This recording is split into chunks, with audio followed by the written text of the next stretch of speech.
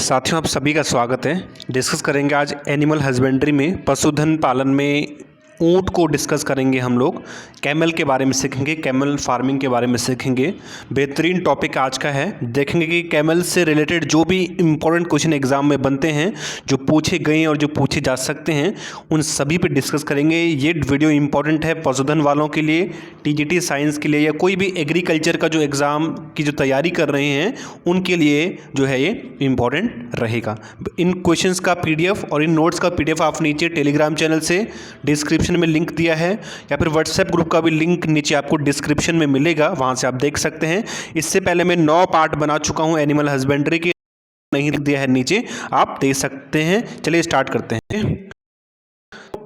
Animal husbandry में आज ऊंट के बारे में जानेंगे कि ऊंट की क्या क्या विशेषताएं होती हैं और ऊंट हमारे लिए क्यों इम्पोर्टेंट। अगर मैं बात करूं ऊंट को हम पालते क्यों हैं, तो जनरली ऊंट को, कैमल को भारत में एक तो माल ढोने के लिए, बोझा ढोने के लिए रेगिस्तान में पाला जाता है, ठीक है। और दूसरा, दूध के लिए ऊंट को पाला जाता है। किसके लिए? दूध के लिए ऊंट को पाला जाता है। और कहीं कहीं जो है ऊंट के रेशों से, बालों से जो है रेशे भी बनाए जाते हैं। तो ये मेन पर्पस होता है ऊंट को पालने का। अब अगर मैं ऊंट की बात करूं, कैमल की बात करूं, तो दुनिया में कैमल की 2 स्पीसीज मिलती हैं। 2 तरह के कैमल दुनिया में मिलते हैं। एक होते हैं, आप सभी को पता है कि कैमल की कुबड़ यानी हम्प होती है, बहुत ऊंची कुबड़ होती है, ये खास पहचान होती है ऊंट की। तो पूरी दुनिया में 2 तरह के ऊंट मिलते हैं। एक वो ऊंट होते हैं जिनमें 2 कुबड़ मिलते हैं, एक वो ऊंट होते हैं जिनमें 1 कुबड़ मिलता है, ठीक है। अब ऊंट जनरली डेजर्ट वाले स्थानों में मिलते हैं, जहाँ पे पानी की कमी होती है, रेगिस्तान जहाँ पे होता है। अब जो 1 कुबड़ वाला ऊंट है, उसका इनका जो जूलॉजिकल नेम होता है वो भी अलग अलग होता है। जो 1 कुबड़ वाला ऊंट है वो जनरली अरब जगत में पाया जाता है। जो अरेबियन ऊंट जो होता है वो 1 कुबड़ वाला होता है। तो एग्जाम में कई बार क्वेश्चन पूछता है कि निम्न में से 1 कुबड़ वाला ऊंट कौन सा होगा, एशियन ऊंट या फिर अरेबियन कैमल। आपका आंसर क्या होगा? Arabian camel. तो जो अरेबियन कैमल होता है, जो अरब देशों में जनरली पाया जाता है, वो 1 कुबड़ वाला होता है। और उसका जो जूलॉजिकल नेम है वो क्या होता है? कैमिलस ड्रोमेंडेरिस। क्या? कैमिलस ड्रोमेंडेरिस इसका जूलॉजिकल नेम होता है। कैमिलस ड्रोमेंडेरिस इसका जूलॉजिकल नेम होता है। और पहचान क्या है? इसमें 1 कुबड़ पाया जाता है। कितने कुबड़? 1 कुबड़ पाया जाता है, 1 हम्प इसमें पाया जाता है। और जनरली ये अरब जगत में जो है देखने को आपको मिलता है। अब एशिया में, जो भारत में जो ऊंट मिलता है राजस्थान वाले इलाकों में, वो ये वाला ऊंट मिलता है, एशियन कैमल। कौन सा? एशियन ऊंट मिलता है। इसका जूलॉजिकल नेम कुछ और ही है। इसको जूलॉजिकल नेम है, देखिए इसका नाम है कैमेलस और बैक्टीरियंस। क्या? कैमिलस बैक्टीरियंस इसका, बैक्टीरिया नहीं है, बैक्टीरियंस है। क्या है? बैक्टीरियंस इसका जूलॉजिकल नेम है। एशियन ऊंट का यही भारत में जो है राजस्थान के इलाकों में पाया जाता है। और इसकी पहचान ये है कि इसमें 2 कुबड़ मिलते हैं, ठीक है। जो पूर्वी एशिया में जो ऊंट मिलता है उसमें 2 कुबड़ मिलते हैं, और जो अरेबियन एरिया में जो मिलता है उसमें 1 कुबड़ मिलता है। दोनों का जूलॉजिकल नेम आपको याद रखना है। पहला जो नाम होता है जीनस यानी वंश को बताता है, ठीक है। तो यहाँ पे स्मॉल बी होना चाहिए था, ठीक है, क्योंकि स्पीसीज का नाम हमेशा स्मॉल में आता है। तो ये आपको ध्यान रखना है। आगे बात करूँ तो एग्जाम में ये भी पूछता है कि शिप ऑफ डेजर्ट, रेगिस्तान का जहाज का है, तो रेगिस्तान का जहाज कहा जाता है किसको? कैमल को, ऊंट को कहा जाता है। इसलिए कहा जाता है क्योंकि रेगिस्तान में रेत बहुत ज़्यादा होती है, और रेत में कोई भी एनिमल, कोई भी गाड़ी चल नहीं पाती, चलने में दिक्कत होती है। लेकिन ऊंट एक ऐसा एनिमल होता है जो रेगिस्तान में अच्छी खासी स्पीड से चल सकता है। और अच्छी खासी नहीं, एक अनुमान के अनुसार जो ऊंट होता है वो रेगिस्तान, रेत वाली जगहों पे 65 किलोमीटर प्रति घंटे की रफ्तार से जा सकता है और स्पीड से दौड़ सकता है, ठीक है। इसके अलावा अगर मैं बात करूं कि कैमल किस राज्य का, यानी ऊंट किस राज्य का जो है राजकीय पशु है, तो अगर मैं स्टेट एनिमल की बात करूं तो राजस्थान एक ऐसा राज्य है जिसका जो स्टेट पशु है, राज्य पशु है, वो क्या है? ऊंट है, कैमल है, ठीक है। जब राजस्थान की बात होती है, थार के मरुस्थल की बात होती है, तो तब ऊंट का नाम आता है। ऊंट बहुत ही बेहतरीन एक एनिमल है, बहुत ही प्यारा पशु है।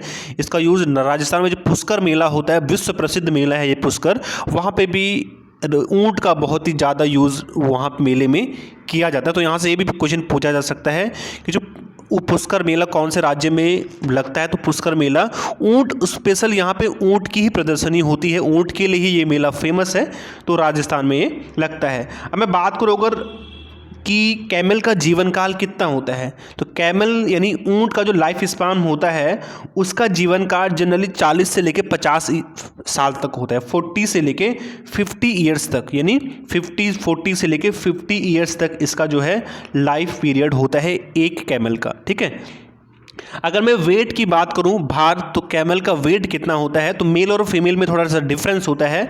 वेट ऑफ यानी भार ऑफ कैमल की बात करूं मैं, तो जो मेल होता है, मेल का वेट होता है लगभग 400 से 600 केजी, कितना, 400 से 600 किलोग्राम।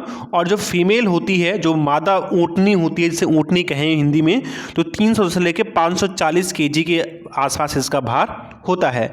अगर मैं नंबर ऑफ क्रोमोजोम की बात करूं कि नंबर ऑफ क्रोमोजोम कितने मिलते हैं, तो जो कैमल होता है, ऊँट होता है, ऊँट में मिलते हैं कितने क्रोमोजोम, 37 पेयर्स, कितने, 37 जोड़े क्रोमोजोम ऊँट में मिलते हैं। अगर मैं टोटल क्रोमोजोम की बात करूं तो डिप्लॉयड होता है, ये 2n होता है, तो 37 इंटू 2 करेंगे तो कितना होगा, 74 क्रोमोजोम जो है ऊँट में मिलते हैं। आप मुझे कमेंट करेंगे, कमेंट में जाके बताएंगे हमने सबसे पहले पढ़ा था क्या, सबसे पहले एनिमल हस्बेंड्री में हमने पोल्ट्री फार्मिंग पढ़ी थी, हैन, मुर्गी का पढ़ा था। तो आप मुझे कमेंट करेंगे कि मुर्गी में, पोल्ट्री में यानी कि हैन में कितने क्रोमोजोम मिलते हैं। मैं आपका वेट कर रहा हूँ, देखते हैं कितने लोग आंसर देते हैं। बहुत पहले पढ़ा था हमने, लगभग 10 दिन के आसपास हो गया शायद, तो आप देख सकते हैं, उसको लिंक मैं नीचे देख दूंगा। ठीक है, गेस्टेशन पीरियड की बात करूं, गर्भावस्था काल, तो जो गेस्टेशन पीरियड होता है कैमल का वो ठीक ठाक लंबा अच्छा खासा होता है, 12 से लेकर 14 महीने का। अगर मैं डेज की बात करूं तो करीब 410 डेज का जो है इसका गर्भावस्था काल होता है। कई लोग 390 से लेकर 410 बोलते हैं, तो जो भी ऑप्शन में होगा 390 से लेकर 410, तो जो भी ऑप्शन में होगा आप उसको टिक कर सकते हैं। और अगर मैं मंथ की बात करूं तो 13 से लेकर 14 मंथ के आसपास इसका जो है गेस्टेशन पीरियड होता है, यानी इतने टाइम में ये एक बच्चे को जन्म दे देता है प्रेगनेंसी के बाद। ठीक है, अगर इसका कमेंट आप मुझे करेंगे, मैं आपको 1000 बार बोल चुका हूं कि जो 20th लाइव स्टॉक सेंसस है, जो भारत की 20वीं पशुधन जनगणना है, उसको आप उस रिपोर्ट को जरूर देख लें।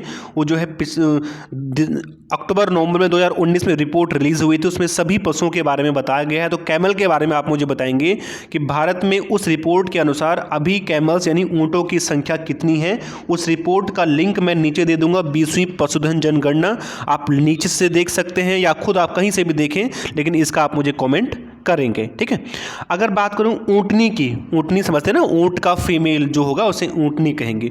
ऊँटनी के जो दूध होता है उसमें विटामिन सी पाया जाता है। कौन सा, जनरली दूध में विटामिन सी मिलता नहीं है, लेकिन ऊँटनी का एक ऐसा दूध होता है जिसमें विटामिन सी मिलता है। देखिए, ऊँटनी का जो दूध होता है बहुत ही फायदेमंद होता है, बहुत ही ज़्यादा वो इम्यूनिटी सिस्टम को स्ट्रॉन्ग करता है। इसलिए बहुत सारे ऐसी जगह हैं दुनिया में जहाँ पे किसका ऊँटनी के दूध को आज भी पिया जाता है। लेकिन आपको जान के हैरानी होगी कि ऊँटनी के दूध, इसका जो दूध होता है उसकी दही जिंदगी में कभी नहीं जमती। समझ में आ रहा है ना, इसकी दही जिंदगी में कभी नहीं जमती। इसमें आप चाहे कितने ही नींबू निचोड़ के डाल दें, कितने ही इसमें दही डाल दें, इस दूध की, ऊँटनी के दूध की दही नहीं जमती, क्योंकि इसके दूध में लैक्टोबैसिलस बैक्टीरिया नहीं पाए जाते, इसलिए इसकी दूध की दही जमती नहीं है। ठीक है, अगले बात करूँ मैं अगर CCRI, कौन सा CCRI कहाँ पे है, CCRI मतलब सेंट्रल शिप, सी नहीं होना चाहिए था, यहाँ पे एस होना चाहिए था, central ship research institute, CSRI कहाँ पे है, तो जो सेंट्रल शिप रिसर्च इंस्टीट्यूट है, केंद्रीय ऊँट अनुसंधान संस्थान, वो कहाँ पे है, बीकानेर में है। और बीकानेर कहाँ है, राजस्थान में। तो आपको याद रखना है, केंद्रीय ऊँट अनुसंधान संस्थान कहाँ पे है, राजस्थान में है। आप मुझे कमेंट करेंगे कि सेंट्रल शिप बोले तो भेड़ रिसर्च इंस्टीट्यूट, केंद्रीय भेड़ रिसर्च इंस्टीट्यूट या central ship research institute Bharat के किस राज्य में है, आप मुझे कमेंट करेंगे। हमने भेड़ वाली वीडियो जब सीखी थी, बताई थी मैंने आपको, तो उस वीडियो में मैंने आपको डिटेल से बताया था। ठीक है, ऊँट एक बार में अगर बात करें कितने लीटर पानी पीता है, तो ऊंट जो होता है, जो कैमल है, वो 1 लीटर में करीब करीब 120 से लेके 150 लीटर तक क्या कर सकता है, पानी पीने की क्षमता रखता है। ऐसा इसलिए होता है कि इसके अंदर एक विशेष थैली होती है जिसके अंदर वो अपने पानी को जो है इकट्ठा कर लेता है। और होता ये है कि क्योंकि राजस्थान में या रेगिस्तान वाली जगहों में जो है पानी की बहुत बड़ी किल्लत होती है, तो जब कभी भी इसको मौका मिलता है पीने का, तो ये क्या करता है कि उस पानी को कलेक्ट कर लेता है, इकट्ठा कर लेता है, और बहुत लंबे टाइम तक ये बिना पानी पिए भी रह सकता है, क्योंकि इसने पहले से अपने अंदर पानी को स्टोर किया हुआ रहता है। जब कभी ज़रूरत पड़ती तो ये उस जो है पानी को अपने हम्प से यूज़ कर सकता है। ठीक है, अगर मैं बॉडी टेम्परेचर की बात करूँ तो ऊंट का जो बॉडी टेम्परेचर होता है वो दिन और रात में कुछ और होता है। ठीक है, क्योंकि आपको पता है रेगिस्तान जो डेजर्ट वाले एरिया होते हैं उनका टेम्परेचर डेज यानी दिन और नाइट में बहुत ज़्यादा ज़बरदस्त उसमें गिरावट आती है। रात में वो बहुत ज़्यादा ठंडे होते हैं और दिन में बहुत ज़्यादा गर्म रेगिस्तान होते हैं। तो वैसे ही क्योंकि रेगिस्तान का टेम्परेचर भी बदलता है, तो वैसे ही जो ये पशु है, ये जो कैमल है, ये भी अपना टेम्परेचर दिन और रात में बदलता रहता है। होता यह है कि नाइट की बात करूं मैं अगर, तो कैमल का जो नाइट का बॉडी टेम्परेचर होता है वो 34 डिग्री सेल्सियस के आसपास होता है। कितना, कई लोग 31 से लेकर 34 बोलते हैं, तो जो भी ऑप्शन में होगा एग्जैक्ट आंसर वैसे 34 है। तो कैमल का, ऊंट का रात में जो तापमान होता है बॉडी टेम्परेचर वो 34 डिग्री सेल्सियस होता है। कितना, 34 डिग्री सेल्सियस। अगर मैं दिन की बात करूं तो दिन में टेम्परेचर इसका ज़्यादा होता है, ज़्यादा कितना, करीब करीब 40 से लेके 45 डिग्री सेल्सियस के आसपास। कितना, 40 से लेके 45 डिग्री सेल्सियस के आसपास इसका बॉडी टेम्परेचर जो है दिन में होता है, और रात में कितना होता है, 34 डिग्री सेल्सियस। ऐसा इसलिए होता है क्योंकि जो रेगिस्तान होते हैं उनका टेम्परेचर भी रात और दिन में बहुत ज़्यादा चेंज होता है, तो इसीलिए ये दिक्कत वहाँ पे होती है। ठीक है, कैमल की जो हाइट है, जनरली जो उसकी हाइट होती है, ऊंचाई होती है, उसकी ऊंचाई लगभग 7 फीट के आसपास उसकी ऊंचाई होती है। ऊंट रेगिस्तान में लगभग कितने स्पीड से चलता है, मैंने अभी आपको बताया कि ऊंट जो है रेगिस्तान में अच्छी खासी स्पीड से, और कितनी, करीब करीब 65 किलोमीटर पर आवर, कितनी, 65 किलोमीटर पर आवर की स्पीड से ऊंट जो है रेगिस्तान में चलता है। कैमल किस भाषा का शब्द है, ये भी इंपॉर्टेंट है, एग्जाम में पूछा गया है। जो कैमल है, कैमल अरबी भाषा का शब्द है। किसका, अरबी भाषा का शब्द है, क्योंकि कैमल जनरली अरेबियन इलाके में ज़्यादा मिलते हैं। वहाँ पे डेजर्ट बहुत है, जैसे कि दुबई हो गया, सऊदी अरब हो गया, जो है अफ्रीका वाले एरिया हो गए, यहाँ पे डेजर्ट बहुत हैं। तो यहाँ पे जो ऊँट है वो रेगिस्तान, एकमात्र ऊँट ही एक ऐसा एनिमल है जो वहाँ पे जिंदा रह सकता है। बहुत ही प्यारा जो है एनिमल है ऊँट जो है। ठीक है, आपने देखा भी होगा, बहुत ही प्यारा सा लगता है। और रेगिस्तान में और राजस्थान में अगर आप गए हों तो वहाँ पे आपको बहुत सी बातें ऊँट के बारे में देखने को मिलेंगी। ठीक है, ऊँट किस भाषा का शब्द है, तो ऊँट जनरली अरबी भाषा का शब्द है। किसका, अरबी भाषा का शब्द है ऊँट। और कैमल जो है अरबी भाषा का शब्द होता है। अरबी भाषा के शब्द, कैमल जो है अरबी भाषा के शब्द गैमल से निकला हुआ है। किससे, कैमल यानी ऊँट अरबी भाषा के शब्द से निकला हुआ है। किस शब्द से, गैमल, और जिसका मतलब होता है क्या, सुंदर, खूबसूरत। ठीक है, तो कैमल जिस शब्द से मिलके बना हुआ है, अरबी जिस लैंग्वेज से मिलके बना हुआ है, उसका मतलब ही है कैमल, और कैमल का मतलब क्या है, खूबसूरत। तो कैमल जो है बहुत ही खूबसूरत एक एनिमल है जो कि अरबी भाषा से मिलके बना हुआ है, वहाँ के शब्द से मिलके बना हुआ है। किस जानवर को कभी पसीना नहीं आता, तो ये आपको जान के हैरानी होगी कि जो कैमल है, जो ऊँट है, एक ऐसा एनिमल होता है जिसको जीवन में कभी पसीना नहीं आता। इसलिए नहीं आता क्योंकि इसकी जो स्किन है, इसकी चमड़ी बहुत ही मोटी होती है, इसकी चमड़ी में बहुत ज़्यादा फैट होता है। ठीक है, और फैट होने से इसको पसीना कम आता है। पसीना कम आने का एक रीज़न और भी है, पसीना जितना कम आएगा वाटर का लॉस उतना ही कम होगा, क्योंकि पसीने से क्या होता है, हमारे बॉडी के अंदर जो पानी होता है वो बाहर ही तो निकलता है, वाटर लॉस ही तो होता है।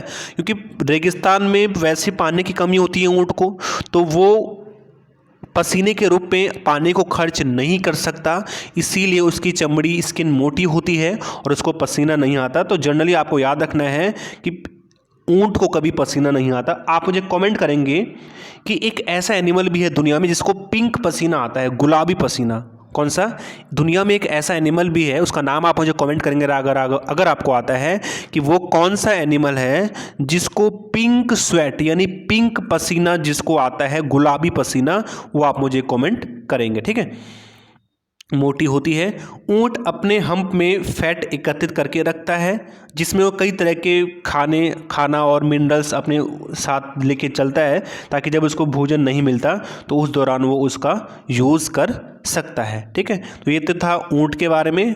और बने रहिए। कैसी लगी वीडियो बताएं ज़रूर, और अच्छी लगी हो तो अंगूठा दिखा के जाएं ऊपर वाला, अगर अच्छी ना लगी हो तो उल्टा अंगूठा ज़रूर दिखा के जाएं। Thanks for watching. जय हिंद, जय भारत।